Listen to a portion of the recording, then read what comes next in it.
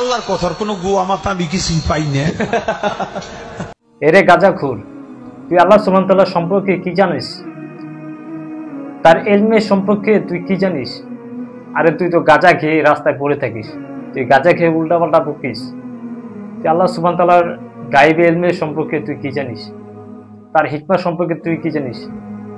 যেখানে আল্লাহ রাসূল সাল্লাল্লাহু আলাইহি ওয়াসাল্লাম আল্লাহ সুবহানাহু ওয়া তাআলার গায়বের বিষয়ে কিছু জানেন না, তার ইলমের বিষয়ে কিছু জানেন না, সেখানে তোর মতো গাঁজাখোর ইয়াবাখোর স্টেজে উঠেই কিছু টাকার জন্য উল্টাপাল্টা বকে দিলি। আজকে আফসোসের সাথে বলতে হয়, তোদের নামেও বাংলাদেশে দেখা যায় মিছিল মিটিং করে তোকে ছাড়ানোর জন্য।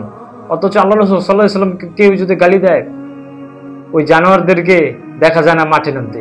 আজকে তোর মতো গাঁজাখুরকে বাঁচানোর জন্য কিছু ভণ্ড, কিছু গাঁজাখুর, কিছু বাবাখুর, কিছু নেশাখুর এরা আজকে মাঠে নেমেছে তোকে ছাড়ার জন্য।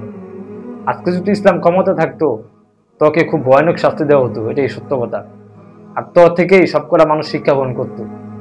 আল্লাহ সুবহানাহু ওয়া তাআলা পৃথিবীর সকল মানুষ সৃষ্টি করেছেন, আর সেখানে আল্লাহ সুবহানাহু ওয়া তাআলার নামেই উল্টাপাল্টা বলস, আল্লাহ সুবহানাহু ওয়া তাআলাকে গালি দেস।